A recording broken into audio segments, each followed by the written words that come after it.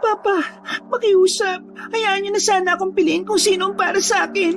Hindi ko mahal si Leon. Ayaw ko magpakasal sa kanya dahil wala akong nararamdaman sa kanya, Papa. Manahimik ka, Angelina. Wala akong pakialam sa mga pinagsasabi mo. Basta, kailangan mo makasal kay Leon. Kailangan nating dumikit sa pamilya nila para mas lalo pang lumakas ang angkan natin. Mariin at mautoridad na sabi ni Don Gordon sa kanya nag-iisang anak na babae. Lalong nagbagsakan ng luha ng dalagang si Angelina. Hindi nito matanggap na kasangkapan lamang ang turing sa kanya ng kanyang ama. Papa, anak niyo ba talaga ako? Bakit ganito ang turing niya sa akin?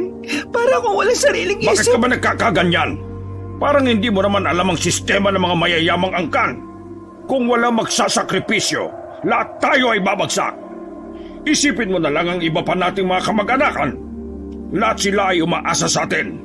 Masisikmura mo bang hayaan na lang na bumagsak ang angkan natin dahil ang pinili mo lang ang gusto mo? Padabog na dinurog ni Don Gordon ang tabako sa ashtray. Hindi ko kasalanan kung bakit nalulugi ang mga negosyo ng pamilya natin. Kasalanan niya yan.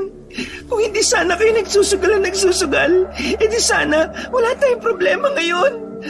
Sa sinabing yon ni Angelina, ay agad na tumayo ang Don at lumapit sa babae. Sinampal nito ang dalaga.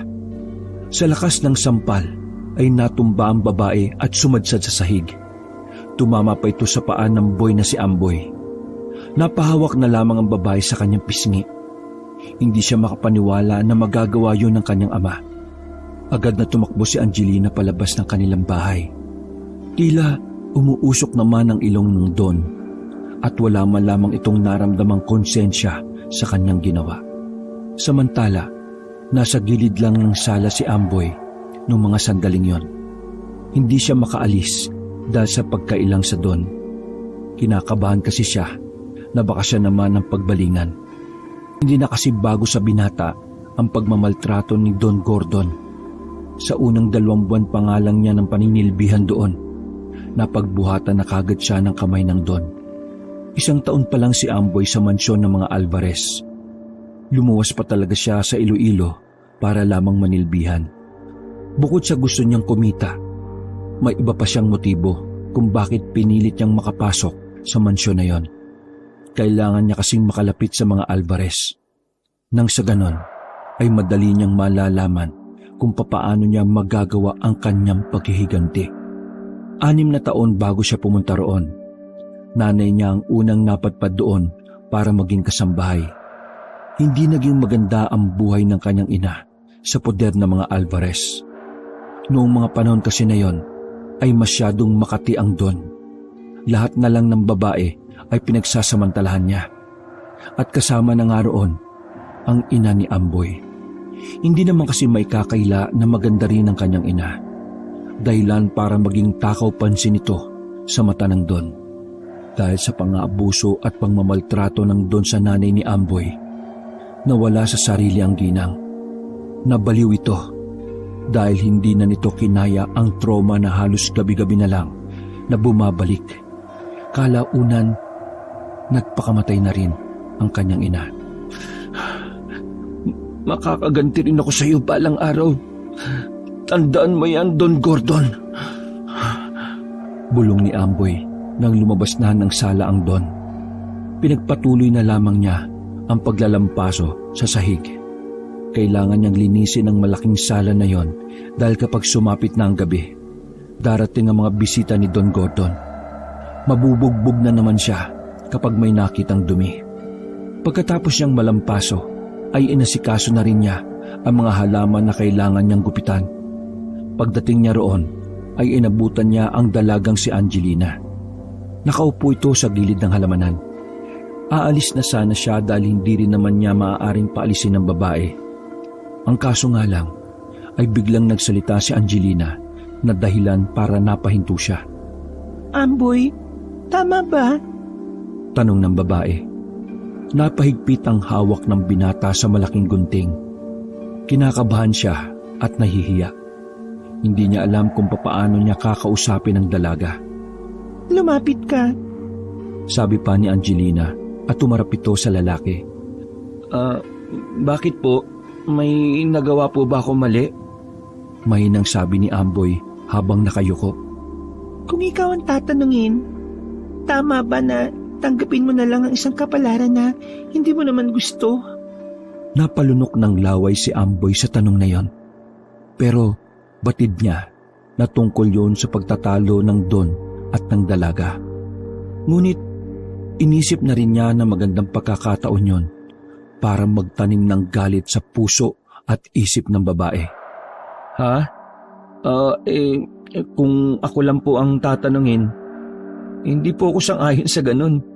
Kasi tayo po ang gagawa ng kapalaran natin at hindi ang iba. Dahil sa kabila ng lahat, tayo pa rin naman ang magdudusa o sasaya sa resulta ng kapalarang pipiliin natin. Sagot ni Amboy.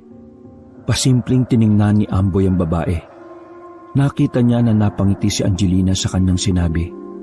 Lihim na lang din napangiti ang binata. Sa ganda ba naman kasi ng mukha ni Angelina, sira ulo na lang siguro ang hindi mapapangiti doon. Alam mo, Amboy, sa lahat ng kasambay sa mansyon na ito, ikaw lang yata ang mas may alam sa mga buhay-buhay. Siguro, marami ka nang naranasan na hindi maganda bago ka dumating dito, ano? Tanong ng dalaga. Opo, tama po kayo. Marami na po akong dinanas na talagang nagtulak sa akin para magsikap sa buhay. Ako na humingi ng patawad sa pang-aabuso sa inyo ni Papa, ha? Kahit ako man din hindi ko na alam ang gagawin ko. Wala rin naman tayong masumpungan. Lahat ng otoridad hawak ng Papa ko. Napapailing na lang ang babae. Lumapit pa ng kaunti si Amboy sa dalaga. Ganun po talaga siguro, ma'am. Pera po kasi ang nagpapaikot talaga sa mundo Kapag wala kang pera, wala kang kapangyarihan. Kapag wala kang pangalan, wala kang kapalaran. Tumango na lang si Angelina. Sang-ayon siya sa sinabi ni Amboy. Noon pa man, saksi na ang dalaga sa pagiging dominante ng kanyang ama sa buong Iloilo. Halos lahat na lang yata ay tinitingala siya. Malakas ang kanilang pamilya. Hanggang sa makilala nila ang pamilya nila Leon, ang angkan ng mga Marilak na mas mayaman pa pala sa kanila. Napansin naman ni Amboy na may dugo sa labi ang dalaga. Agad naman na kinuha ni Amboy ang bagong laban niyang panyo. Inabot niya yun sa babae at tinanggap din naman agad yun ni Angelina. Maraming salamat. Paano ba ako makakabawi sa'yo? Ay, hindi na po, ma'am. Hindi lang bilang kasambahay, bilang lalaki na rin. Kaya ako po pinapahiram ang panyo na yan. Kahit sino naman sigurong lalaki, ganito rin ang gagawin sa oras na makakita ng babaeng may dugo sa labi. Saad ni Amboy. Pinapabili mo talaga ako, no? Ayos ka rin, Natatawa na lamang si Angelina. Hindi kasi nito inakala na ganun pala ang ugali ni Amboy. Lumaki kasi siya na malayo ang loob sa mga kasambahay. Kaya naman, wala siyang kaalam-alam kung ano-ano ang ugali ng mga nasa paligid niya. Marami pong salamat. Naku, ako nga ang dapat na magpasalamat sa iyo Dahil sa iyo, medyo gumaan ang pakiramdam ko. Di bale, sa susunod na mga araw, meron akong ibibigay sa iyo. Pasasalamat ko yun dahil sa pagiging mabuti mo sa akin. Oh, paano? Kailangan ko nang umalis. Baka magalit na naman si Papa. Sabi ni Angelina. At saka tinapik pa siya nito sa balikat. Lumapad ang ngiti ni Amboy ng mga sandaling yon. Hindi niya inaasahan na ganun pala kabait ang babae. Habang pinagmamasdan niya papalayo si Angelina, ay napahawak pa siya sa kanyang balikat. Ngunit maya-maya lamang, nawala ang kanyang ngiti nang mapagtanto ang isang bagay. Mabilis na nabura ng galit ang katiting na ligaya na kanyang nararamdaman. Hindi. Lahat kayo iisa lang. Lahat kayo demonyo. Kasama ka na ron, Angelina. Lahat kayo matitikman ang ganti ko balang araw. Madiin, ngunit pabulong niyang sabi sa sarili. Huminga na lamang ng malalim si Amboy. Kinalma niya ang kanyang sarili. Kailangan niyang magpanggap na ayos lamang ang lahat. Pagsapit ng kinagabihan, natapos na ni Amboy ang lahat ng kanyang gawain. Nagkaroon siya ng pagkakataon para makalabas ng mansyon dahil sa dami ng bisita. Dumaan siya sa sikretong lagusan na hindi alam ng mga gwardya sa tapat. Maingat siyang naglakad hanggang sa makarating na siya sa kagubatan. Pinuntahan niya ang isang hinukay na lupa na tinakpan lang ng mga tuyong dahon at dayami. Sa hukay na yon, itinatago ang mga armas na gagamitin niya sa araw ng kanyang paghiganti. Magagamit ko na rin kayo. Malapit na, sabi ni Amboy na hinihimas pa ang mahahabang baril na ninako niya pa sa mga sundalong napatay ng mga rebelde. Maya-maya lamang ay agad na tinakpan ni Amboy ang hukay nang makarinig siya ng mga yabag ng paa. Mabilis siyang nakapagtago. Nakita niya ang grupo ng mga mangangaso. Nahiwagaan si Amboy doon kaya sinundan niya ang mga yon. Habang bumubuntot siya sa mga kalalakihan, ay narinig niya ang pinag-uusapan ng mga yon. Malapit na tayo sa baryong tirahan nila. Kapag nakuha na natin ang botelya, hindi na sila makakapagparami pa. Matutugis na rin natin ang mga aswang. Mauubos natin sila. Napasulubong ang kilay ni Amboy sa mga pagkakataon na yon. Nagtataka siya kung bakit aswang ang pinag-uusapan ng mga ito. Samantalang wala pa naman siyang nababalitaan tungkol sa mga aswang sa probinsya ng Iloilo. Ganun pa man, nakuha ng mga yon ang interes ng binata. Kaya naman, kahit medyo delikado, ay pinagpapatuloy niya pa rin ang pagsunod sa mga yon. Hanggang sa makalipas na nga ang ilang minuto, nakita niyang tumigil ang mga mangangaso sa ilalim ng malaking puno. Nakatanaw ang mga yon sa isang maliit na lugar na may 4 lang na bahay. Ha? Totoo kayang mga aswang yung nandun? Pagtataka na lamang ni Amboy. Nanatili siya sa kanyang pinagtataguan. Hindi nagtagal, nakita niyang nagsindi na ng gasera ang mga mangangaso. Inihagis nila ang gasera sa kabahayan. Walang ano-ano ay naglabasa ng mga tao sa loob ng bahay. Nanlalaki ang mga mata ni Amboy nang mapatunayan niyang mga aswang nga ang naroon. Ang iba ay nagkaroon ng malalapad na pakpak, samantalang ang iba naman ay gumapang papunta sa mga mangangaso. Handa sa laban ng mga mangangaso, kaya naman kahit papaano ay nagawa nilang paatrasin ng mga aswang. Marami silang palaso na siyang pinaulan nila sa mga nilalang na yon. Diyos ko, mga aswang nga! Bulong na lamang ni Amboy. Nanginginig ang kanyang mga tuhod at kamay sa pagkakataon na yon.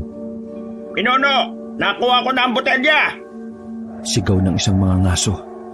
Nasa aktong tatakas na sila, ngunit biglang dumami ang mga aswang. Napalibutan ng mga yon. Sa palagay ni Amboy, hindi nakakayanin ng mga mangangaso ang sunod na pag-atake ng mga aswang. Pinulbos nga ng mga aswang ang mga mangangaso. Isa lamang ang nakatakbo papunta sa kinaroroonan ni Amboy. Nakita siya ng lalaking duguan. Ngunit wala na itong nagawa kundi ihagis ang botelya kay Amboy. Hinila na ito ng mga aswang at nilapa. Agad namang kinuha ni Amboy ang botelya. Hindi niya alam kung para saan yon. Basta't ang ginawa na lamang niya noong sandaling yon ay tumakbo paalis para makaligtas. Hingal na hingal siyang nakabalik sa mansyon. Mabuti na lang at abala pa ang lahat ng mga bisita kung kaya't walang nakakita sa kanya. Pumunta agad si Amboy sa silid ng mga kasambahay.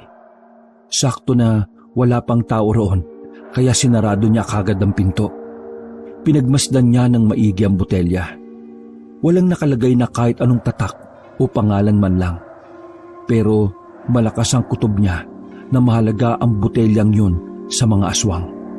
Tinanggal niya ang takip ng botelya. Sumingaw ang masangsang na amoy. Napatakip na lang siya ng ilong. Nang silipin niya sa loob, napagtanto niya na dugo ang laman ng botelya. Dugo na tila sobrang tagal nang nakaimbak sa botelyang yon. Kinakabahan ng labis si Amboy. Nababahala siya na baka siya naman ang balikan ng mga aswang. Huminga na lamang siya ng malalim at pilit na ikinalma ang sarili. Itinago na lamang ni Amboy ang botelya sa ligtas na lugar. Ibinaon niya yun sa garden na kung saan siya lang naman ang laging naroon. Saan ka galing, pre? Tanong ni Wally. Nakasalubong kasi nito si Amboy sa likurang pinto ng mansyon. Kalmado na si Amboy ng mga sandaling yon, kaya nakaisip agad siya ng alibay. Kahit kasi si Wally ay hindi pwedeng pagkatiwalaan sa kanyang sikreto. May pagkasiraulo din kasi ang lalaking yon. Sa garden, tiningnan ko lang kung may mga naiwan akong gamit. Alam mo naman, masasaktan na naman ako ni Don Gordon kapag may naiwan ako doon.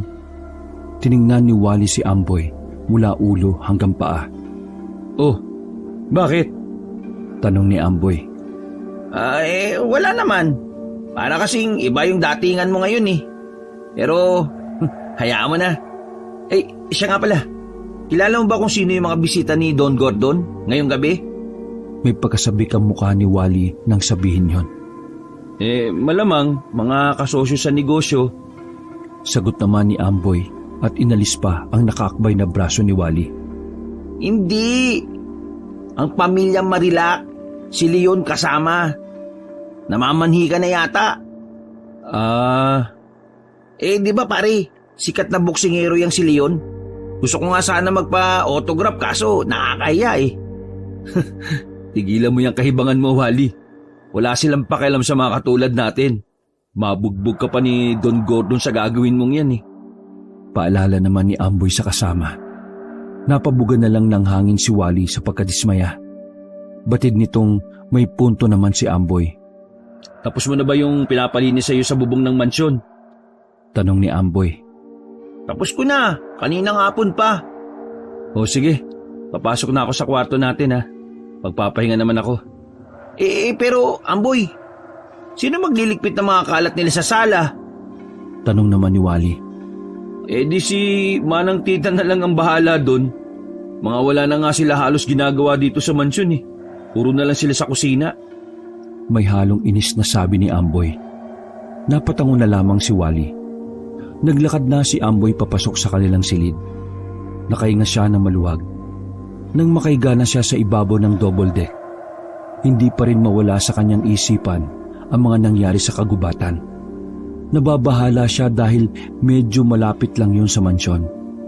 Kung tutuusin, kayang-kaya siyang puntahan ng mga aswang kahit sa oras din na yon. Kaya pinagdasal na lang din niya na sana hindi malaman ng mga yon kung saan siya nakatira. Hindi na namalaya ni Amboy na dahil sa kakaisip ng kung ano-ano ay nakatulog na pala siya. Nagising lang siya nang maramdamang nagpasukan na sila Manang Tita ng silid. Puyat na puyat ang mga yon. Inumaga na kasi ang mga Marilac sa mansyon. Diyos ko, pambihira namang mga Marilac yan. Hanggang umaga ang pamamanhikan. Pagrereklamo ng matandang si Manang Tita. Napapailing na lang ang ibang babaeng kasambahay. Ay, ikaw Amboy, ang sarap ng tulog nyo ah. Habang kami dun sa labas puyat na puyat. Si Amboy naman ang pinagbalingan na matanda. Tapos na po kasi yung trabaho namin ni Wally sa buong maghapon eh. Wala kayong karapatan magreklamo dahil trabaho nyo naman ang asikasuhin sila. Wala na nga kayong ginawa dito sa mansyon eh, kundi pasarap lang sa kusina. Ang tatagal nyong magluto. Kapag wala sila Don Gordon, panay chismisan nyo. Sabi ni Amboy na sapat na yon para mag-usok ang ilong at tenga ng ginang. Abay, loko-loko ka ah. Gumaganya ka na ngayon sa mas matanda at mas matagal na sa'yo dito. Gusto mo bang isumbong kita kay Don Gordon? Pananakot ni Manang Tita. Di sumbong nyo. Sanay naman ako mabugbog eh. Ikaw ba, sanay na? Nakakalimutan nyo ba na kasalanan ng isa kasalanan nating lahat? Ngumisi na lamang si Amboy at muling humiga. Gigil na gigil ang matanda. Ngunit wala na itong nagawa kundi ang lumukusin ang nangingitim ng unan. Makalipas ang ilang minuto ay bumangon na rin si Amboy.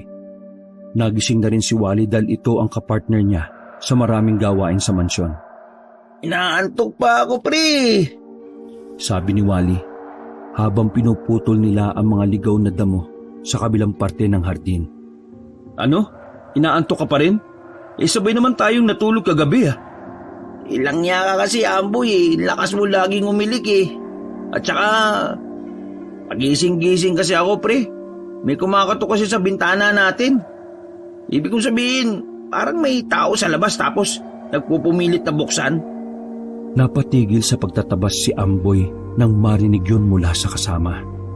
Sa hindi mapaliwanag na dahilan, ay agad siyang nakaramdam ng kaba.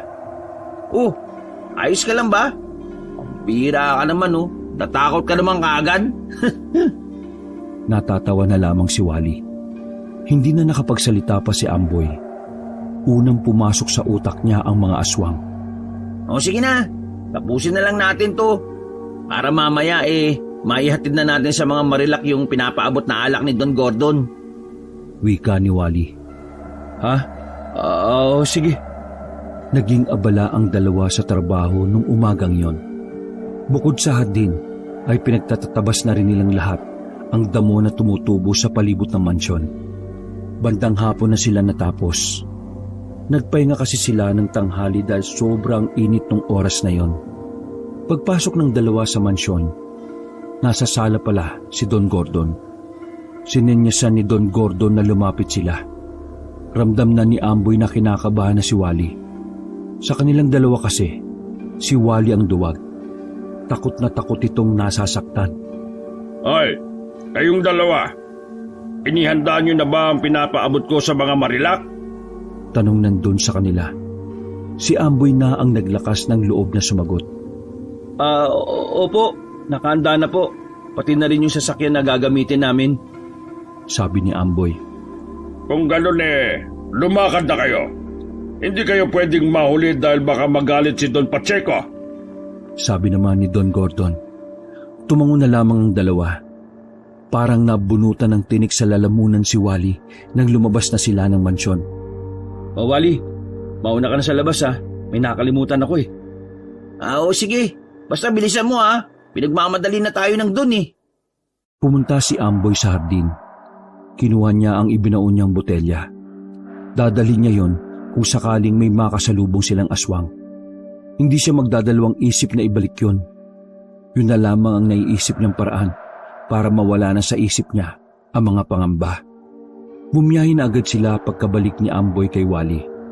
Gamit nila ang kakarag-karag na sasakyan dahil yun ang sasakyan na ginagamit nila sa tuwing may kukunin at ihahatid sila ng mga prutas sa bayan. Pero noong pagkakataon na yun, alak ang kanilang ihahatid sa bahay ng mga Marilak. Pare, sabik na sabik ako makarating sa bahay ng mga Marilak. Papa-autograph talaga ako kapag nakita ko si Leon. Wika ni Wally habang nagmamaneho ito. Saka mo na lang isipin. Ang isipin mo kung paano tayo makakarating sa kanila bago kumagat ang dilim. Bakit? May oras pa naman tayo ah. 1 oras pa ang meron tayo, kaya huwag kang mag-alala. Sabi ni Wally at sandali pang tumawa. Sa katunayan, hindi naman nababahala si Amboy kung mahuhuli sila ng dating o hindi. Ang kinababahala ng lalaki ay ang kanilang daraanan. Napapalibutan na kasi ng gubat ang daan patungo sa mga Marilak. Mula nang matuklasan niya na totoo ang aswang, pakiramdam ni Amboy ay may lalabas na aswang sa daan at haharangin sila. Uy! Tulala ka na naman! Ano bang tumatakbo dyan sa isip mo? Hinampas pa ni Wally si Amboy para lang matauhan ito. Ha? Wala. Inaantok lang ako. Pagkakaila ni Amboy, habang palim niyang hawak sa bulsa ang botelya. Wala pang 20 minutos ay biglang umingay ang makina ng sasakyan. Binagalan ni Wally ang pagpapatakbo. Ay nako! Talagang problema na sasakyan na ito, yung makina. Lintik naman kasi si Don Gordon eh. Ang dami-daming pera. Ayaw ipagawa itong sasakyan na ito. O kaya bumili na lang siya ng bagong sasakyan sa bayan. Pagmamaktol ni Wally, nakalaunan ay itinabi na rin nito ang sasakyan sa gilid. Bakit hindi mo kaya subukan sabihin kay Don Gordon para maresolba yung problema natin sa problemang to? Ano? Baliw ka ba, Amboy? Di pinatay ako nun. Si Ma'am Angelina nga sinasaktan niya. Ako pa kaya nakutong lupa lang. Buwelta pa ni Wally. Bumaba ang dalawa sa sasakyan.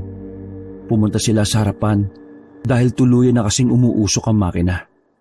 Naku, paano to? Gagabihin tayo. Mapapatay tayo ni Don Gordo nito eh. Kainis naman buhay to. Uy, kumalma ka nga, Wally.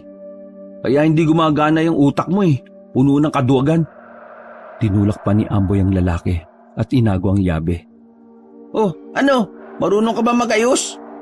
Huminga ng malalim si Amboy. Napailing siya nang maalalang wala nga pala siyang alam pagdating sa makina. Ha? Wala. Tanging sagot na lamang ni Amboy. Napasipa na lamang si Wally sa gulong ng sasakyan sa sobrang tensyonado. Para sa kanya, yun ang pinakamalas na parte ng kanyang buhay. Dahil batid niya na pagkatapos nun, maaari siyang malagay sa alanganin. Malas talaga ako. Alam mo, lagi akong malas pagkasama kita. Bakit kaya no? Napapakamot na lang ng ulo si Wally. Diyos ko, ako pa sinisi mo. Kung yung nirereklamo mo, sinisimulan na natin bitbitin yung mga alak at maglakad na lang, eh di mas maganda. Buwelta ni Amboy. Aba, sino pa ba ang... Ha? Natigilan si Wally sa sinasabi nito nang makarinig sila ng mga tunog na parang paniki. Uy, paniki lang yun. Hindi pa tayo masyadong nakakalayo sa lugar natin, no? Alam mo namang maraming paniki sa atin. Di ba? Tara na nga. Uy, teka! Hindi na tunog ng paniki ang kanilang narinig, kundi pagaspas na ng mga pakpak. Ayun yun! Kakaiba na yung pare, oh! Tumingala si Amboy sa itaas. Nanlaki ang kanilang mga mata nang makita ang mga taong lumilipad sa ere. Amboy! Gago! Aswang yan, oh! Wika ni Wally. Hindi na ito nagsayang ng pagkakataon.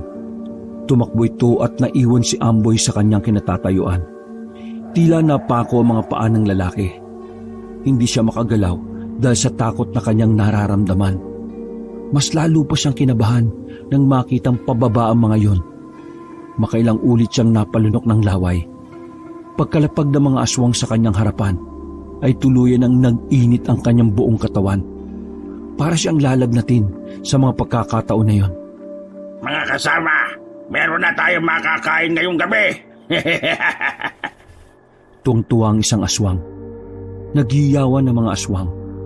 Buong akala ni Amboy ay katapusan niya na noong mga oras na yon. Huminga siya ng malalim. Pinagpapawisan siya sa kaba. Mabuti na lang ay may naisip siyang paraan. Nang makabuelo ay kinuha niya ang botelya sa kanyang bulsa. Ito! Sabi ni Amboy. Tinanggal niya pa ang takip ng botelya at pinakita sa mga aswang. Nagkatinginan ng mga yon na parang nagtataka. Paano yan napunta sa'yo? Tanong ng aswang. Hindi nakapagsalita si Amboy. Parang umuurong ang kanyang dila noong mga sandaling yon. Dugo yan ang aming pinunong na mayapa. Bakit yan nasa'yo? Ang sino mang magmamay-ari ng botelya kung saan naroon ang dugo ng aming pinuno ay siyang kikilalanin namin bagong pinuno. Tama ba mga kasama? Tanong naman ng isa pang aswang. Sumang-ayon ng iba pang aswang. Hindi pumapasok sa utak ni Amboy ang sinasabi ng mga yon. Masyadong okupado ng takot ang kanyang sistema. Nagulat na lamang si Amboy ng isa-isang lumuhod ng mga aswang. Kahit papaano ay nabawasan ang kanyang takot. Tagasunod mo po kami, bagong pinuno. Sabay-sabay na sabi ng mga aswang. Ha? Ano? Hindi pa rin makapaniwala si Amboy sa mga pagkakataong yon. Dahan-dahan siyang umatras. Sinamantala niya ang pagkakataon na nakaluhod ang mga yon sa kanyang harapan. Kumari pa siya ng takbo palayo. Nakatingin lang sa kanya ang mga aswang at hindi na siya hinabol. Nang makalayo na siya, ay saka lamang siya nakaisip na huminto. Biglang may humila sa kanya sa gilid at nang tingnan niya ito, ay si Wally lang pala. Walang iya ka. Bakit mo ko iniwan? Binatukan pa ni Amboy ang kasama. Akala ko naman, sumunod ka sa akin eh. Kasalanan ko ba na hindi ka nakagalaw? Teka, nasaan na sila? Hinabol ka pa ba? Tanong ni Wally na palingon-lingon pa sa daan. Hindi na nila ako hinabol. Nagpalipas muna ng ilang minuto ang dalawa sa pwestong yon. Pagkalipas ng halos 10 minuto, ay bumalik na rin sila sa sasakyan. Wala na roon ang mga aswang. Ngunit ang masaklap, hindi pa rin nila napapagana ang sasakyan. Sipa, suntok at hambalos ng kahoy ang napala ni Amboy at Wally nang bumalik sila sa mansyon dakong 8:00 na ng gabi. Galit na galit ang Don sa kanilang dalawa dahil hindi nila naihatid ang alak na para sana sa mga Marilak. Putok ang labi ni Amboy dahil sa mga suntok na kanyang sinalo. Samantalang lamog naman ang likuran ni Wally dahil sa kakatadyak ni Don Gordon. Mga tanga! Tanga talaga kayo, mga hampas lupa kayo! Dahil sa kapalpakan nyo, ay mapapayapa ako nito sa mga Marilak! Dinampot muli ni Don Gordon ang kahoy at muling hinataw kay Amboy. Tinamaan si Amboy sa likuran, ngunit hindi niya yon ininda. Bukod kasi sa sanay na siya sa mga bugbog, ang matinding pagkamuhi sa Don ang siyang nagbibigay ng lakas sa kanya para tanggapin ang mga sakit. Hindi nga po namin alam ang gagawin namin dahil nasira yung makina sa gitna ng daan eh. Hindi pa man kami nakakalayo. Pangangatwiran pa ni Wally. Wala akong pakialam. Basta ang gusto ko ay dalhin nyo ang alak sa kanila. Pero pumalpak kayo. Ngayon, anong may haharap kong mukha sa kanila? Lalo na kay Leon na mapapangasawa nitong si Angelina. Sabi pa ng Don, sabay duro sa kanyang anak na nasa gilid. Si Wally naman ang pinalo ni Don Gordon ng kahoy. Sa pagkakataon na yon ay umawat na ang babaeng si Angelina. Hindi na kasi kinakaya ng dalaga ang kanyang nakikita. Para sa kanya ay masyado ng brutal ang nangyayari. Tama na yan. Hindi mo ba nakikita na hirap na silang dalawa? Huwag kang mag-alala, Papa. Bukas na bukas din ay ako mismo ang pupunta sa kanila. Aakitin ko si Leon nang sa ganun ay wala na siyang maging dahilan para umindi sa kasal. Tila ikinutuwa ni Don Gordon ang narinig. Sandali nitong tinigilan ng dalawang lalaki na halos hindi na makabangon. Tama bang narinig ko? Ikaw na mismo ang nagkukusang loob? Paniniguro ng matandang si Don Gordon. Tumango si Angelina, kahit labag pa rin sa kalooban niya. Yun lang ang tanging paraan na alam ng dalaga para mailigtas si Amboy sa pambubugbog. Kung ganon, ialis nyo na sa harapan ko ang dalawang ito. Angelina, bukas na bukas ay sasamahan kita papunta sa mga Marilak. Suotin mo yung pinakamaganda mong damit, ha? Gusto ko bukas ay magkakasundo na ang mga angkan natin. Tumango na lamang ang dalaga. Sandali nitong tiningnan ng binatang si Amboy. Hindi na lamang nito pinahalata ang awa sa lalaki. Ang mahalaga para kay Angelina ay ligtas na si Amboy. Samantala, pwersahang hinila ang dalawang lalaki papunta sa kanilang silid. Ayan ang napala ng dalawang mataas ang ihi. Buti nga sa inyo. Panunokso sa kanila ni Manang Tita. Hindi na lamang nila pinansin yon dahil sobrang sakit ang kanilang buong katawan. Nakatulog si Amboy at Wally nung mga sandaling yon. Dahil sa labis na bugbog, ay tinanghali na sila ng gising. Mabuti na lamang ay wala ang Don sa araw na yon. Maaga kasing umalis si Don Gordon kasama ang anak na si Angelina. Kalabaw ka talaga. Kaya mo nang tumayo? Sabi ni Wally na nakahiga pa rin sa double deck. Sinabi ko naman kasi sa'yo, di ba? Sanay na ako sa bugbog. Kasi naman nakakainis yung makina na yun eh. Tsaka yung mga aswang. Kaya naman sana nating ihatid yung alak na yun. Kundi lang dumating mga walang yang aswang na yun. Aray ko. Sakit talaga ng katawan ko. Huwag ka kasi munang malikot. Lamog yung likod mo, no? Ipahinga mo muna yan. Sabi ni Amboy. Oo, saka pupunta. Diyan lang sa labas, papahangin. Paika-ikang lumabas ang lalaki. Hindi mailakad ni Amboy ng maayos ang kanyang kaliwang paa. Medyo makirot din ang panga niya. Pero pinipilit na lamang niyang magsalita. Pumunta siya sa garden at tumupo. Inilabas niya ang botelya na hindi niya binitiwan kahit na nakatulog siya. Alam ko na kung paano ako makakaganti sa iyo, Don Gordon. Matitikman mo ang pagiganti ko. Pinapangako ko na magiging madugo ang mangyayari sa buong angkan ninyo. Pabulong, ngunit madiin ang pagkakasabi ni Amboy. Muli na naman niyang naalala ang ginawa ng Don sa kanyang ina. Dahil doon ay mas lalong nag-alab ang pagnanais ni Amboy na maisakatuparan ng kanyang matagal nang binabalak. Nakaisip si Amboy ng paraan. Isang delikadong paraan dahil alam niya na hindi garantisadong epektibong kanyang naisip. Kailangan niyang sumugal. Kailangan niyang malaman kung totoo ba na ang botelya ay mapapakinabangan niya. Binalikan ni Amboy sa alaala ang ginawang pagluhod ng mga aswang sa harapan niya.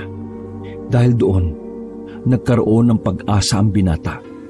Dahil sa oras na luhuran din siya ng ibang aswang, yun na ang pinaka-perpektong pagkakataon para makaganti kay Don Gordon. Kinagabihan, kahit na masakit pa rin ang kanyang buong katawan, ay lumabas siya sa mansyon. Sinamantala niya na abala sila Don Gordon dahil nagdiriwang ang mga yon. Tuloy na kasi ang kasal ni Angelina at Leon. Napapailing na nga lang si Amboy. Naaawa siya sa babae. Pumunta si Amboy sa kagubatan kung saan niya natuklasan ang lugar ng mga aswang. Wala na siyang inabutang matinong bahay doon dahil sinunog na yon ng mga ngaso. Ngunit lakas loob pa rin siyang lumapit. Hawak-hawak niya ang botelya sa loob ng kanyang bulsa. May tao ba dyan? Ay, may aswang ba dyan? Sigaw ni Amboy. Walang sumagot. Tanging malamig na simoy lang ng hangin ang tumugon sa kanya. Magpakita kayo. Nasa akin ang botelya na naglalaman ng dugo ng pinuno ninyo. Pinakiramdaman ni Amboy ang paligid. Mga ilang sandali lang ay narinig na niya na may mga naglalakad palapit. Napalunok na ng laway ang lalaki dahil sa kaba. Sinuyod niya ng tingin ang kanyang paligid. Lumitaw ang ilang mga tao na pare-parehong nagtataka sa kanyang presensya. Sino ka? Tanong ng isang matandang lalaki. Sandaling humugot ng buwelo si Amboy. Amboy ang pangalan ko. Nasa akin ang botelya. Ipinakita niya kagad ang botelya. Nagkatinginan ng mga yon. Halos lahat sila ay napapaisip. Anong napunta sa iyo ang bagay na yan? Tanong ng matanda. Hindi na mahalaga yon. Ang mahalaga ngayon, alam niyong nasa akin ito. At magmula ngayon, susunod na kayo sa mga inuutos ko. Lakas loob na lamang nasabi ni Amboy. Kabado pa rin siya noong mga sandaling yon dahil hindi niya sigurado kung pakikinggan ba siya ng mga nilalang na naroon. Bumuntong hininga ang matanda. Napailing na lamang ito. Hindi ko alam kung ano ang binabalak mo. Pero gaya ng tradisyon, ang sinumang magmamay-ari ng dugo ng aming sinaunang pinuno ay ituturing na rin naming bagong pinuno. Pero bago yon, kailangan mong patunayan sa amin na karapat dapat ka naming sundin at kilalanin bilang bagong mamumuno. Sabi na matanda sa kanya. Ikinabigla ni Amboy ang kanyang narinig. Buong akala niya kasi ay papaamuhin niya lang ang mga aswang at pagkatapos makakaganti na siya kay Don Gordon. Ha? Paano ko papatunayan? Tanong niya. Inumin mo ang dugo na nasa botelya. Kapag ginawa mo yan, doon ka pa lamang naming ituturing na talagang aming bagong pinuno. Kalukuhan. Nasa akin ang dugo ng pinuno nyo. Kaya Kung ayaw mo ay hindi ka namin pipilitin. Mga kasama, hindi niya kayang akuin ang pagiging pinuno. Paano natin siya ituturing na pinuno kung wala sa kanya ang dugo ng ating dating pinuno? Nagkabulungan ng mga naroon. Nakaramdam na ng inis ang binata. Walang ano-ano ay ininom niya ang dugo. Nagulat ang matanda sa ginawa niya. Wala pang ilang segundo ay lumuhod na rin ang matanda. Gumaya na rin dito ang iba pang mga aswang. Agad namang sumilay ang nakakalokong ngiti kay Amboy. Walang paglagyan ng kanyang tuwa. Dahil sa mga sandaling yon, ramdam na niyang malaki ang tsansa na maisakatuparan na niya ang kanyang paghihiganti. Ano ang may paglilingkod namin sa inyo, pinuno? Tanong na matanda. Pinasadahan ni Amboy ng tingin ang bawat membro ng mga aswang, saka nagsalita. Iandaan niyo ang mga sarili niyo. Bilang bagong pinuno, sisimulan agad natin sa makalawa ang pananakop natin. Uunahin natin ang mga Alvarez. Napapailing na lamang ang mga aswang. Pero wala silang magawa. Kailangan sumunod ang mga ito sa kanilang tradisyon. Nang makauwi si Amboy sa mansyon, ay nagtaka siya dahil nawala ang sakit ng kanyang katawan. Iniisip niya na baka yun ang epekto dahil sa ininom niyang dugo. Katatapos lang ng pagdiriwang sa mansyon, nasipat ni Amboy na lasing si Don Gordon. Yun na sana ang pinaka-perpektong pagkakataon para gumanti siya. Pero hindi siya maaring magpadalos-dalos. Gusto kasi ni Amboy ay matatandaan ng Don ang mga mangyayari bago ito tuluyang mapatay. Pagpunta niya sa kanyang silid, ay naabutan niyang gising si Wally. Hindi pa rin yung makatayo dahil sa sakit ng katawan. Oh, saan ka galing? Tanong ni Wally sa kanya. Diyan lang sa labas. Nagpahangin. Sagot niya. Okay din pala hangin sa labas ah. Nakakagaling ng sakit ng katawan. Mukha kasing ayos ka na talaga eh. Hindi ka na umiika-ika. Sarkastikong sabi ni Wally. Subukan mo rin kasing lumabas. Baka gumaling ka. Hindi nga ako makatayo eh. Bulag ka siguro. Inayos na lamang ni Amboy ang kanyang higaan. Siya nga pala, Amboy. Hinahanap ka ni Ma'am Angelina kanina. Napahinto si Amboy at muling tiningnan ng kaibigan. Ha? Ako? Hinahanap? Bakit daw? Hindi ko alam. Basta ang sabi niya, kapag dumating ka, pumunta ka sa garden. Saad ni Wally at napayakap na lang sa unan. Lumabas ng silid si Amboy sa mga pagkakataong yon. Sinamantala niya na tahimik na ang paligid. Mabuti na lang din ay abala pa si Manang Tita sa paglilinis sa sala. Kaya walang intrimitidang pupuna kay Amboy. Ilang minuto pa lang ang distansya niya sa babae. Natanaw na niya agad ito. Nakaupo sa mahabang upuan. Ilang metro pa lang ang distansya niya sa babae, ay natanaw na niya agad ito. Nakaupo sa mahabang upuan. Agad na lumapit si Amboy. Bigla na lamang siyang niyakap ng babae nang makita siya nito. Nagulat si Amboy at kinabahan. Nababahala siya na baka mapatay siya ni Don Gordon sakaling may makakita sa kanila. Agad na bumitaw si Amboy sa babae. Umiiyak si Angelina. Halatang halata na napipilitan lang ang babae sa lahat ng nangyayari. Anong gagawin ko, Amboy? Ikakasal na ako kay Leon sa makalawa. Agad-agad yun. Wala na akong panahon para tumutol dahil naka-oo na ako. Sabi na lamang ni Angelina na sunod-sunod ang pagbagsak ng luha. Hindi alam ni Amboy ang sasabihin. Hinayaan na lamang niyang umiiyak ang dalaga.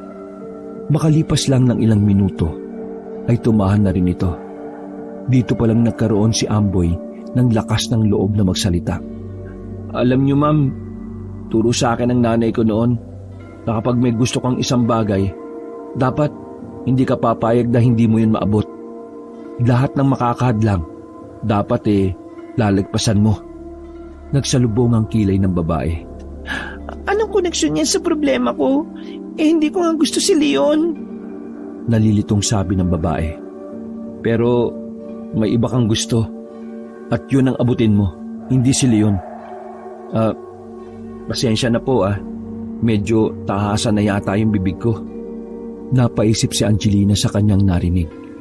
Sa ikalawang pagkakataon, humanga na naman siya sa binata. Kahit kasi papaano, nagising siya sa katotohanan. Nagkaroon siya ng kaunting lakas. Kung ganun, dapat kong ilaban kung ano ba talaga ang gusto ko. Napapangiting wika ni Angelina. Tumango na lamang si Amboy. Maraming salamat sa iyo, Amboy. Alam mo, malaki talaga ang itutulong mo sa akin. Walang anuman po, ma'am. Pero sa isip-isip ni Amboy ay wala siyang pakialam. Mas namamayani sa kanya ang paghihiganti at kasama ang dalaga sa plano niya. Hinawakan ni Angelina ang kamay ni Amboy.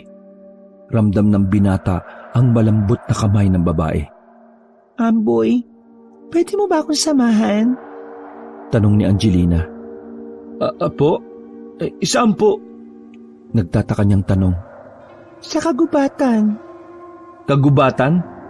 Ma'am, gabing-gabi na po. Delikado na ron. Sa halip na mabahala, ay ngumiti ito sa kanya ng kakaiba. Gusto ko ng delikado. Nakasama ka. Hinaplos ni Angelina ang dibdib niya. Wala na siyang nagawa nang hilahin na siya ng babae palabas ng mansyon. Walang ideya si Amboy kung ano ang gagawin nila sa kagubatan. Pero isa lang ang malinaw para kay Amboy sa mga sandaling yon. Walang iba kundi ang pagsisimula ng kanyang paghihiganti. Labis na ikinagulat ni Amboy ang ginawa ni Angelina nang dalhin siya nito sa batis.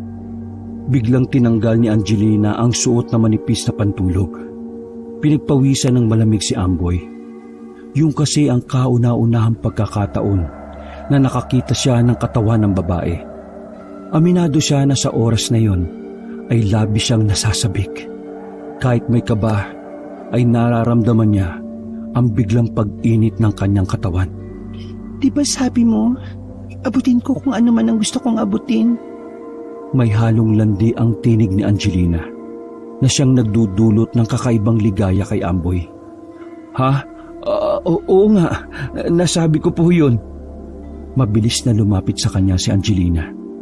Ma'am, magdamit na kayo. Mali ito eh. Bakit mali? Wala ka namang asawa, di ba? Ako rin wala pa. Kaya habang wala pa, hayaan mo makuha ko ang gusto ko.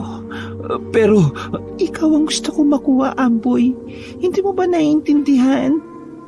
Natamimi ang lalaki sa sinabi ni Angelina. Hindi niya inakala na ang katulad niyang hampas lupa ay magugustuhan ng isang maganda, sexy at mayamang dalaga. Hindi na napigilan ni Amboy si Angelina nang itulak na siya nito sa damuhan. Umibabaw ang babae sa kanya. Sa mga puntong yon ay nagsimula na ang pinakamasayang parte ng buhay ni Amboy.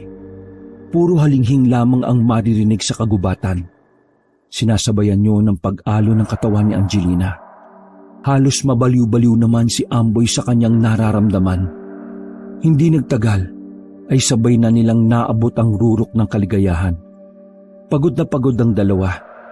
Humiga si Angelina sa gilid ni Amboy. Maraming salamat, Amboy.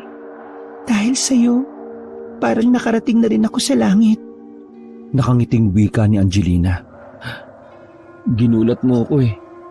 May tinatago ka rin palang dyablo sa katawan mo. Pabirong sagot ni Amboy. Sabay silang natawa. Maya-maya lang ay nagsuot na rin sila ng damit. Sinimulan na nilang maglakad pa uwi. Masaya ang dalawa habang nag-uusap. Naging daan ang nangyari sa kanila para mas maging komportable sila sa isa't isa. Ulitin natin yun, ha? Gusto mo pa ba? Tanong ni Angelina. Hindi sumagot si Amboy. Naramdaman niya ang mga kaluskos sa paligid. Palihim na sumilay ang kanyang ngiti. Huminto sa paglalakad si Amboy. Napansin naman ni Angelina ang pagbabago ng reaksyon sa mukha ng binata. Bakit, Amboy? May problema ba? Napapaisip na tanong ni Angelina. Binitiwan ng lalaki ang kamay ng dalaga. Umiling ito at dumistansya. Angelina, makinig ka. Tahimik lang ang babae habang nag-aabang sa sasabihin niya. Anak ako na isa sa mga kasambahay na minolestya at minaltrato ni Don Gordon. Pumasok ako sa pamilya ninyo hindi para manilbihan, kundi para gumanti sa buong angkan ninyo. Saad ni Amboy. Tumawa si Angelina sa pag-aakalang nagbibiro lamang si Amboy. Hindi mo ba nagustuhan yung ginawa natin? Kung ano-anong sinasabi mo eh. Pambira ka naman oh. Angelina, seryoso ko. Nandito ako sa harapan mo para sa paghihiganti sa ginawa ng tatay mo sa nanay ko. Sa puntong yun ay nakaramdam na ng kaba si Angelina. Patawarin mo ako pero kasama ka sa dapat mawala. Amboy, hindi ako katulad ni Papa. Tsaka, mahal kita. Hindi ko gagawin ang ginawa ng Papa ko. Kaya sana, huwag mo akong idamay. Totoo ang nararamdaman ko para sa'yo. Totoong mahal kita, kaya ako binigay ang sarili ko sa'yo. Pero hindi kita mahal. At kahit kailan, hindi ko magagawang mahalin ang anak ng taong naging dahilan kung bakit nawala ang nanay ko. Pero Amboy, hindi malulutas ang paghiganti ng mga nagawang pagkakamali ni Papa. Sige nga, ano bang naisip mong paraan? Magsumbong sa mga pulis? Yung mga pulis na hawak din sa leeg ng tatay mo? Natamimi ang dalaga. Batid niyang tama ang sinabi ni Amboy. Mula pa pagkabata, nakikita niya na pati ang mga otoridad ay sumusunod lang din sa kanyang ama. Mga ilang sandali lang ay may mga naglabasan ng mga tao sa likuran ng mga puno. Ikinagulat yun ni Angelina. Dahan-dahan siyang napaatras hanggang sa mapasandal na siya sa katawan ng isang puno. Amboy, anong ibig sabihin nito? Nanginginig na boses na tanong ng dalaga. Hindi na nagsalita pa si Amboy. Pinuno, kami na ang bahala rito. Pwede ka nang umalis. Dadalhin na lang namin siyang patay sa mga Alvarez. Wika na matanda na siyang nangunguna sa mga aswang. Si Capido. Amboy, anong sinasabi niya? Anong gagawin nila sa akin? Naiiyak ng wika ng babae. Maraming salamat, Angelina. Paalam. Tinalikuran na ni Amboy ang dalaga. Pakiusap, Amboy! Huwag mo akong iwan sa mga ito! Umiyak na lamang si Angelina ng mga sandaling yon. Habang papalayo si Amboy ay siya namang lapit ng mga nakapalibot sa kanya na bigla na lang nagbago ng itsura. Anong klaseng nilalang kayo? Nanginginig ang tinig ni Angelina. Bago siya tuluyang lapain ng mga aswang, ay nagawa niya pang sumigaw ng malakas. Yun na ang huling pagkakataon na maririnig sa kagubatan ang kanyang boses. Samantala, habang naglalakad pa uwi si Amboy, ay may kung anong kaligayahan ang nararamdaman niya. Wala man lang siyang naramdamang konsensya sa kanyang kalooban. Kinakain na siya ng paghihiganti at galit. Kinabukasan ay maagang nagising si Amboy dahil maraming gawain sa mansyon. Habang naglalampaso siya sa sala, ay abalang nagbabasa ng dyaryo si Don Gordon. Palihim nang umisi si Amboy. Dahil mga ilang sandali lang, ay makikita na niya ang pagdurusa ng Don. O ikaw, ikuha mo nga ako ng kape. Napatigil si Amboy sa sinabing yun ng Don. Natataranta siyang lumapit dahil hindi yun gaanong narinig. Ano po yon? Bigi ka ba? Ang sabi ko, ikuha mo ako ng kape! Pasigaw na sabi ng Don at hinampas pa siya nito ng dyaryo. Pumunta na lamang si Amboy sa kusina. Pagdating niya roon, ay wala si Manang Tita. Dali-dali siya nagsalok ng mainit na tubig. 5 kutsara ng kape ang nilagay niya sa tasa. Lasahan mo ang pait nitong lintik ka. Pabulong niyang sabi. Daladala ni Amboy ang kape nang bumalik siya sa sala. Iaabot na sana niya sa Don nang biglang may pumasok na isang tauhan ni Don Gordon. Sa kanyang pagkakarinig ay may dumating daw na regalo. Napangiti si Don Gordon dahil ang akala niya ay mula yon sa angka ng mga Marilak. Sige, ipasok nyo rito at nang mabuksan ko na kaagad. Wika ni Don Gordon. Nakatayo lang si Amboy sa gilid. Pagbalik ng lalaki ay may dala na itong kahon na parang kasing laki ng kahon ng alak. Sabik na sabik pa si Don Gordon nang buksan niya ito. Ngunit maya-maya lang ay napamura ang Don nang makita kung ano ang nasa loob.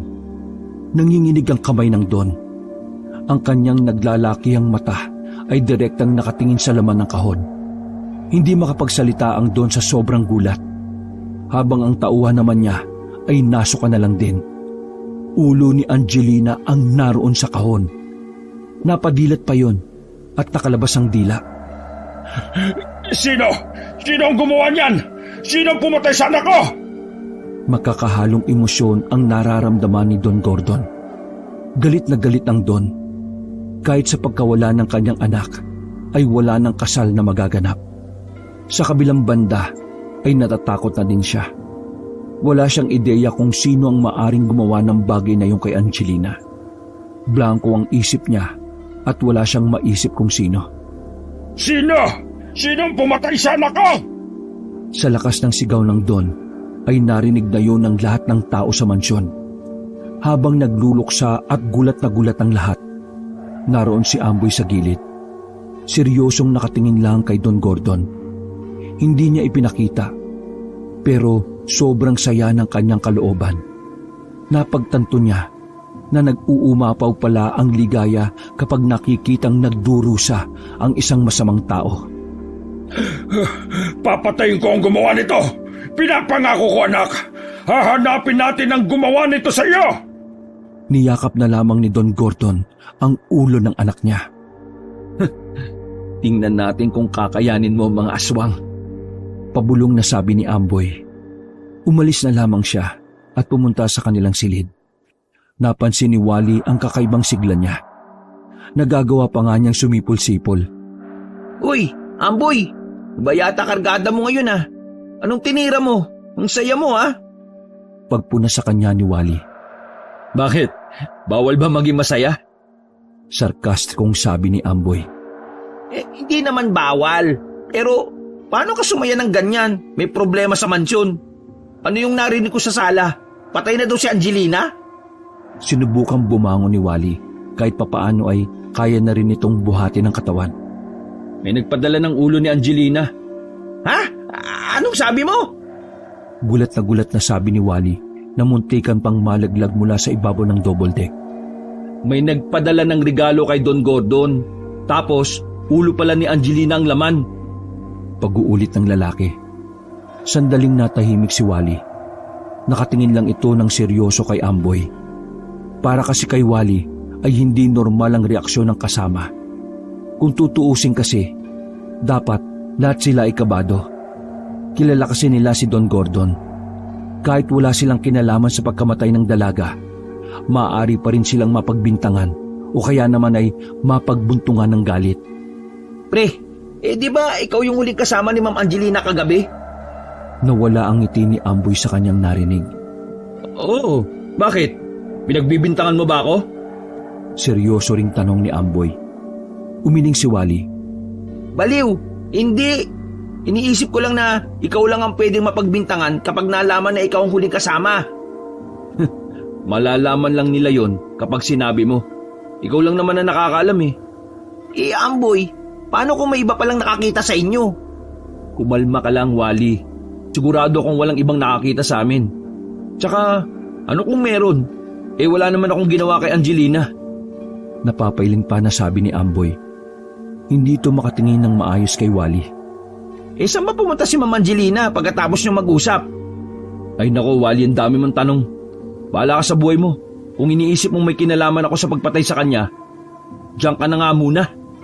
Patabog na lumabas ng silid si Amboy. Hindi siya dumaan sa sala dahil nag-iiyakan pa rin ang mga tao roon. Naisip na lang niya na pumunta sa gubat. Binalikan niya ang lugar ng mga aswang. Na nung mga sandaling yon, naabutan niya ang mga aswang na abala sa pag-aayos ng bahay. Lumapit sa kanya ang matandang si Capido. Ito ang pinakamatandang aswang sa lahat. Binono, nagawa na namin ang pinapagawa mo.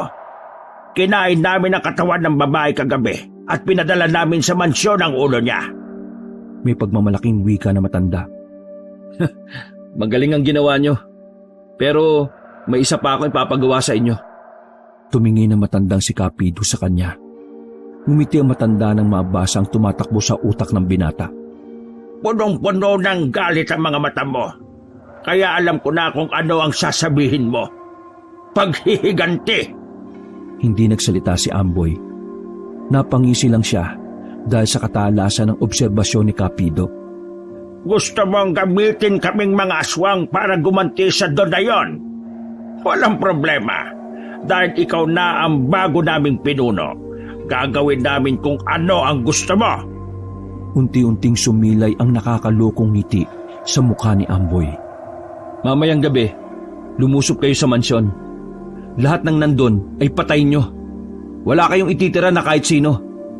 Gusto ko nang dumanak ang dugo. Kalmado ngunit mararamdaman ang matinding pagkamuhi sa tinig ng lalaki. Bagay na palihim na ikinatuwa ng matandang si Capido. Narinig niyo ba ang ating bagong pinuno? Lulusob tayong mga aswang mamayang gabi. Marami tayong kakainin mamaya. Sigaw ni Kapido. Naghiyawan ng mga aswang. Noong mga sandaling yon, ay hindi pa rin makapaniwala si Amboy na darating siya sa punto na aswang ang mga kasama niya. Nawiwirduhan man, pero ang malaga na lang sa kanya ay ang kanyang paghihiganti. Ang mabigyan ng hustisya ang pagkawala ng kanyang ina, ang tanging layunin ni Amboy.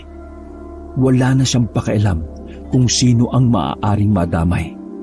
Nay, sa wakas, may gaganti na rin kita. Mapapatay ko na rin si Don Gordon mamayang gabi. Bulong niya sa sarili. Natawa na lamang siya na parang nawawala na sa sarili. Maging ang mga aswang ay napapailing na lang sa kanya. Bago ang nakatakdang paglusob sa mansyon, inanyayahan muna ni Kapido si Amboy para sa isang pagdiriwang. Base kasi sa matanda, isang biyaya ang pagkakaroon muli ng isang pinuno. Kaya karapat-dapat lamang na magdaos ng kasiyahan sa lugar. Hindi nakatanggi si Amboy kay Kapido. Inisip na lang niya na kailangan niya rin namang makapag-relax. Bandang hapon, naluto na ang mga pagkain. Inihain kagad nila ang iba't ibang putahe sa mahabang lamesa. Dahil si Amboy ang tumatayong pinuno ng mga aswang na yon, pinaupo siya sa isang trono. Buhay hari siya sa lugar na yon. Mayroon pa nga nagmamasahe sa kanyang balikat. Simulan na ang salo-salo! Sigaw ni Kapido. Kanyang-kanyang kaukaw ang mga aswang sa malaking mangkok. Nakaramdam ng pagkadiri si Amboy. Nabigla siya sa pagiging gamol ng mga yon. Pinuno, kailangan nyo rin pang kumain. Malapad ang ngiti na sabi ni Kapido kay Amboy. Tumango na lang ang binata. Sumenyas naman si Kapido sa isang lalaki. Nilapag ng lalaki ang 3 putahe sa harapan ni Amboy.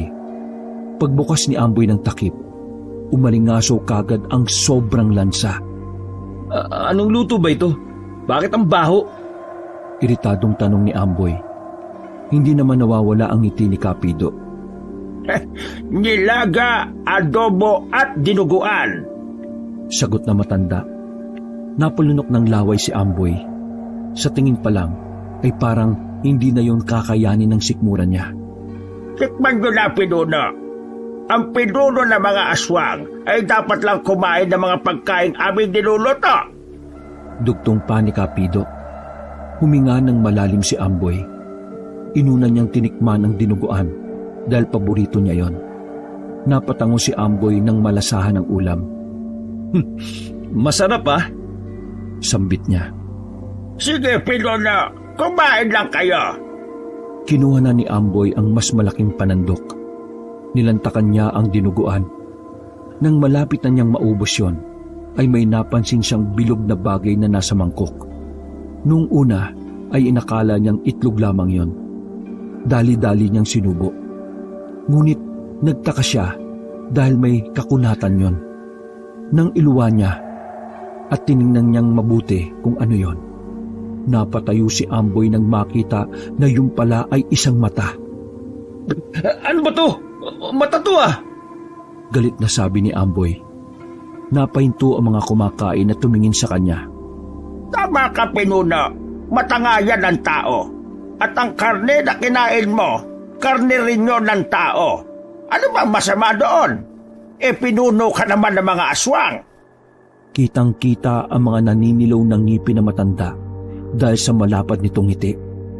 Masuka-suka ang binata dahil sa kanyang nalaman. Kung pwede niya lang sapakin si Kapido ay ginawa niya yon. Pero hindi pwede.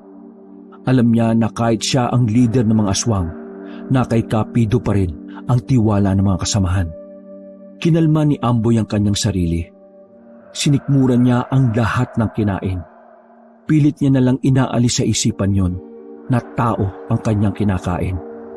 Mga kasama, masaya ang ating pinuno sa ating inihanda. Magdiwang ang lahat!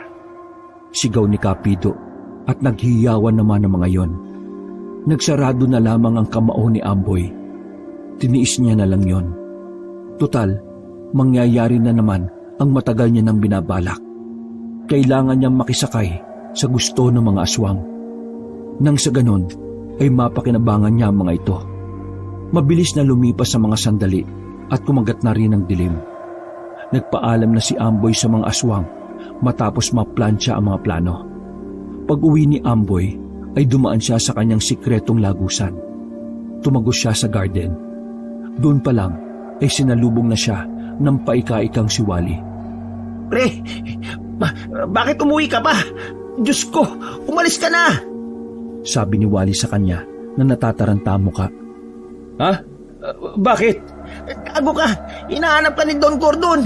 May magbabalot na nakakita sa inyo ni Ma'am Angelina na lumabas kayo kagabi.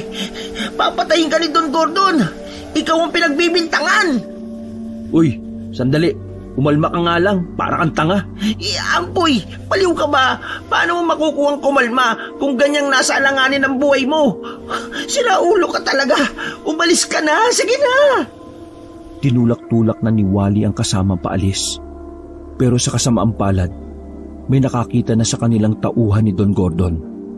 Yan na nga ba sinasabi ko eh. Naiyak na lamang si Wally. Wala na silang nagawa ng dakpin sila ng matangkad na lalaki.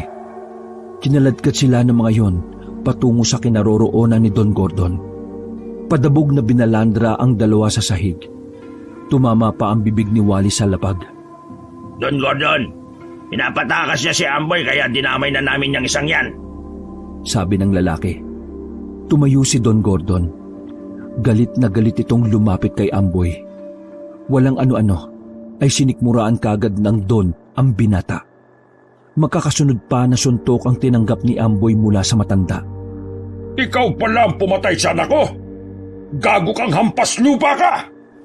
Hinawakan ni Don Gordon ang ulo ni Amboy at isinubsob sa lapag.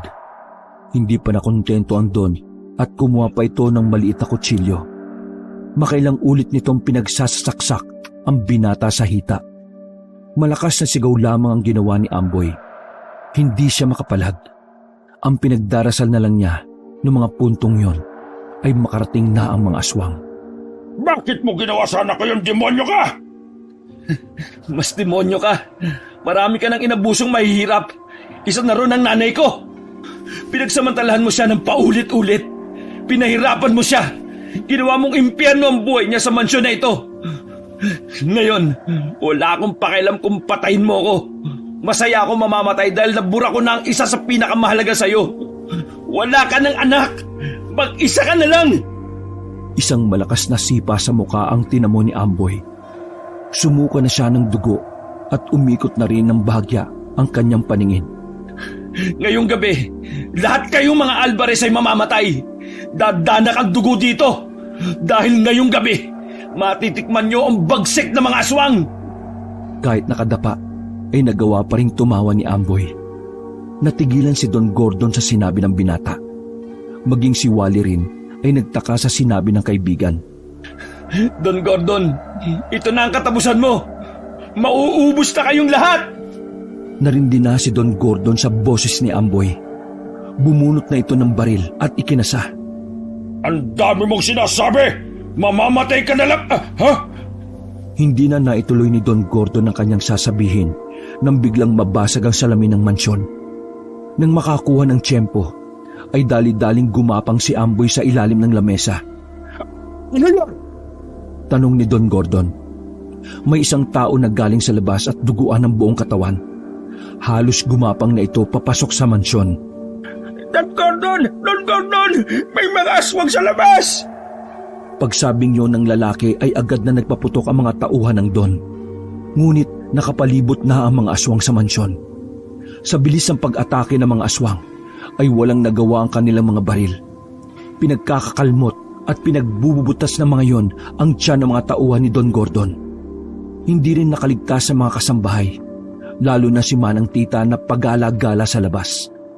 Tinanggal ng mga aswang ang ulo ng ginang at pinagpiestahan ang laman loob nito.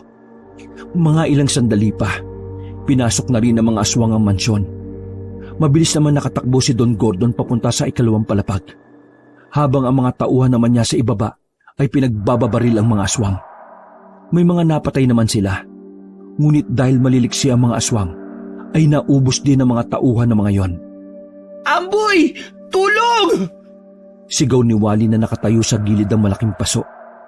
Lumabas si Amboy sa ilalim ng lamesa. Pre, pasensya ka na. Dapat ikaw na lang sanang umalis eh. Sagot ni Amboy. Anong sinasabi mo? Tayo ang aalis! Ang daming aswang oh! Natameme na si Wally nang makitang papalapit sa kanila ang isang aswang. Pinipilit ni Waldo si Amboy na umalis ngunit wala itong ginagawa. Pinuno, ayos ka lang ba? Akin ang isa ito. Tanong ng isang aswang na naglalawa pa ang dugo sa bibig nito. Uy! Amboy! Anong pinunong pinagsasabi nito? Nanginginig na ang tuhod ni Wally noong mga sandaling yon. Napabugo na lamang ng hangin si Amboy. Ay, ikaw naman kasi nandito ka pa eh. Pasensya ka na pare pero magpahinga ka na muna. Sabi ni Amboy at iika-ika na naglakad ito palayo. Uy! Amboy! Aswang ka rin ba? Tulong!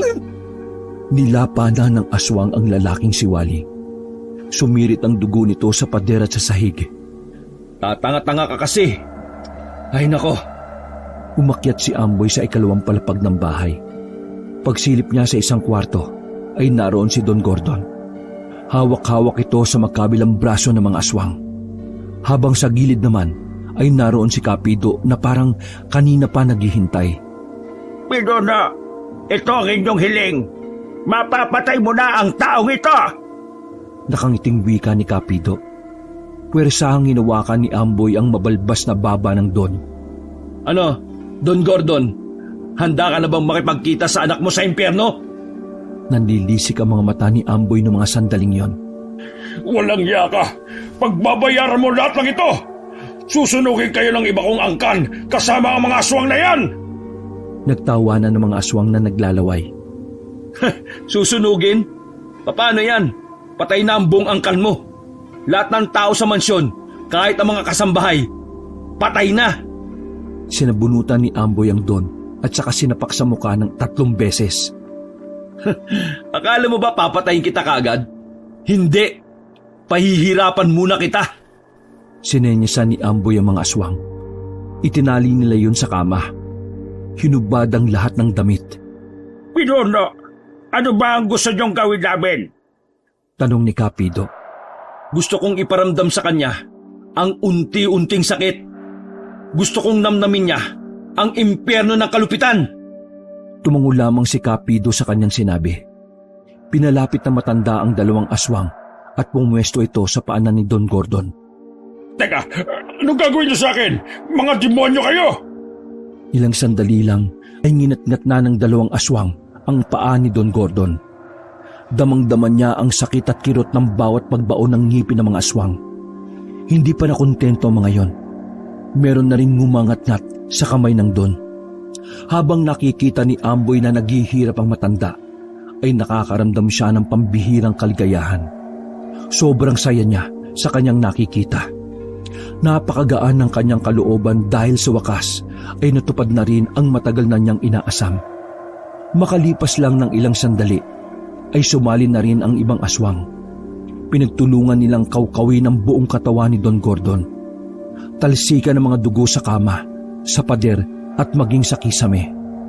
Pinuno, ngayong tapos na ang pagiganti mo. Ako naman ang may hiling. Sabi ni Kapido. Nagpakita na naman ito ng nakakalokong ngiti. Hiling? Anong hiling? Tanong naman ni Amboy habang pinagmamasdan nila ang nagpipiestang mga aswang. Lumapit pa sa kanya ng bahagya ang matanda. Simple lang naman ang hiling ko, Pinuno. Tumingin si Kapido sa isang aswang na nasa likuran ni Amboy.